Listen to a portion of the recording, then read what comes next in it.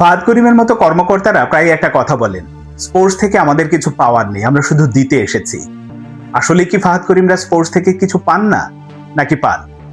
যদি পান তাহলে কি পান, কিভাবে পান তারা, এটা নিয়ে বিস্তারিত বলার চেষ্টা করব, আশা করি শুনবেন। শুরু করি ফুটবল ফেডারেশনের উদাহরণ দিয়েই। এখানে 21 সদস্যের নির্বাহী কমিটি আছে, সভাপতি তাবিদ আওয়াল, একজন সিনিয়র সহসভাপতি আছে, বাকি 4 জন সহসভাপতি আছে, আবার সঙ্গে মেম্বাররা আছে।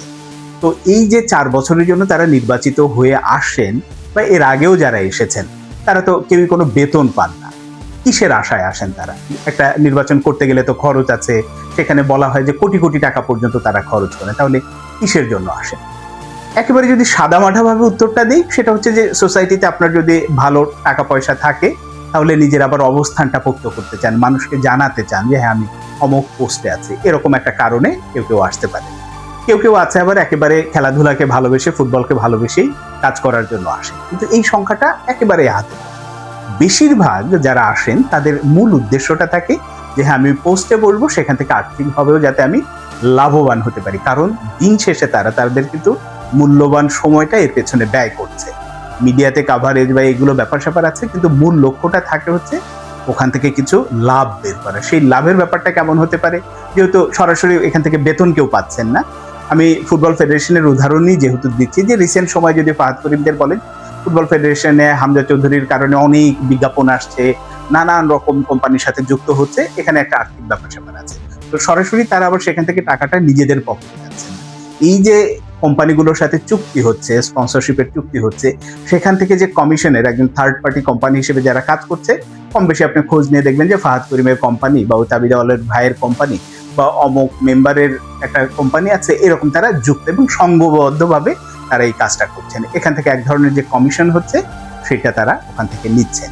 এখন এই যে প্রসঙ্গে আমি কথা বলছি, মূল যে উদাহরণটা দেওয়ার জন্য যে তারা আসলে বড় অঙ্কের টাকাটা কোত্থেকে বের করে, সেটা হচ্ছে আগামী জুনে যেটা ফুটবল বিশ্বকাপ শুরু হতে যাচ্ছে, 3টা দেশে হবে, এবং এই ফুটবল বিশ্বকাপটা বাংলাদেশের কোনো না কোনো টেলিভিশন, একাধিক টেলিভিশন হয়তো লাইভ সম্প্রচার করবে, আমরা দেখব।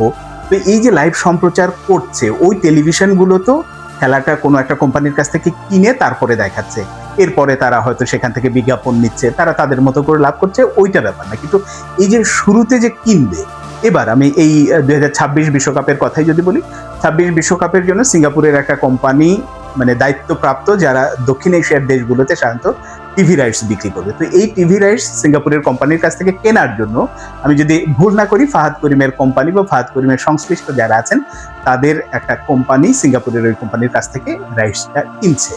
কেনার পরে যেটা করবে যে এটা আবার তারা বাংলাদেশের যে টিভি চ্যানেল, এবার হয়তো বিটিভি দেখাবে না, আগে থেকে ঘোষণা দিয়েছে, অন্য টিভি চ্যানেলগুলোর কাছে বা অন্য যে কোনো একটা প্রতিষ্ঠানের কাছেও তারা আবার বিক্রি করবে। এই যে কিনলো, কিনে আবার বিক্রি করছে।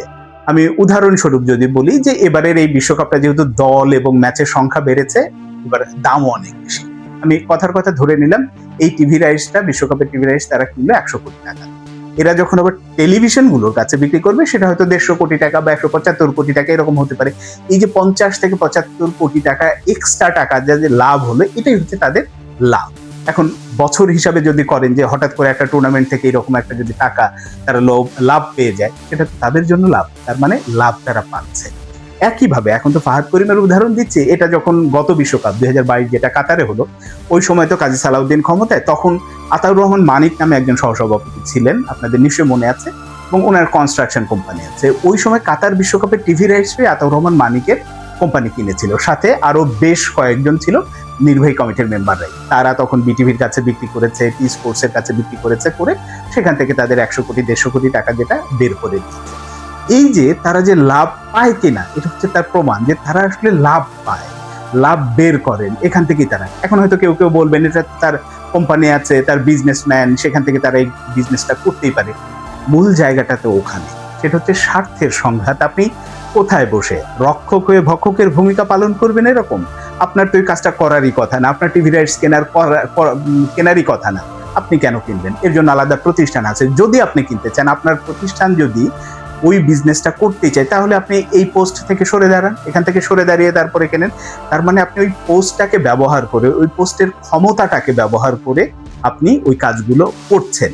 কাজটা অনৈতিক না, ব্যবসা হিসেবে আপনি আমি যে কেউ করতে পারে, তিনিও করতে পারেন, কিন্তু ওই পোস্টকে ব্যবহার করে যখন ওই কাজগুলো করছেন, যে অন্য একটা কোম্পানিও কিনতে পারতো, কিন্তু তাকে সুযোগ দিচ্ছেন না, কারণ আপনি ক্ষমতাসীন বা ক্ষমতায় বসে আছেন, আপনার হাতে ক্ষমতা আছে, ক্ষমতাটা ব্যবহার করে আপনি এই কাজটা করছেন। এবং সমস্যার জায়গাটা ওখানে। এবং এই যে ফাহাদ করিমরা বা সেই ফাহিম সিনহা বলেন ক্রিকেট বোর্ডের, বা এখন যারা আব্বুর ছেলেরা এসেছে, নানানভাবে যারাই যে পোস্টে আছে না, অনেকে মুখে মুখে নীতি নৈতিকতার কথা অনেক কিছু বলবে, কিন্তু দিন শেষে এটাই হয় যে তারা লাভটা কিভাবে বের করেন, কিভাবে আসলে দিন শেষে ওই ব্যবসায়িক মন মানসিকতা নেই ওই চেয়ারগুলোতে বসে আছেন, এটাই হচ্ছে মুখ্য। এই জন্য শুরুতে যখন বললাম যে আদৌ কি তারা আসলে পান না, অবশ্যই পান। 4 বছরের মেয়াদ শেষে আপনি যদি এক একজনের ফুটবল থেকে আয় রোজগারের কথা বলেন, অনেকেই, এবং এই টাকাটা আবার যে সবাই পাচ্ছে, নির্বাহী কমিটির সবাই, সহসভাপতির সবাই, বিষয়টা কিন্তু তা না। এখানে বিজনেসেরও আবার বিশেষ একটা সিন্ডিকেট আছে। দেখা গেল ফাহাদ করিম করছেন, তার সাথে হয়তো তাবিদ আওয়ালের ভাই আছেন, তাদের সমগোত্রীয় বা তাদের চিন্তা ভাবনার দিক থেকে মেলে ওই রকম কিছু মানুষ এক হয়ে এই কাজগুলো করেন। এই জন্য যদি তারা মুখে কখনো তাদের মুখে শোনেন যে না, স্পোর্টস থেকে আমাদের কিছু পাওয়ার নেই, আমরা শুধু দিতে এসেছি, এগুলো পুরোপুরি ফেক কথা। এখান থেকে তারা অবশ্যই পান, লাভ পান, এবং টাকার অঙ্কেই লাভটা পান। কিভাবে পান সেটা তো বুঝিয়ে দিলাম। এখন নিশ্চয়ই বুঝতে পারবেন যে ফাহাদ করিমরা যেটা বলেন ঠিক বলেন না মিথ্যা বলেন।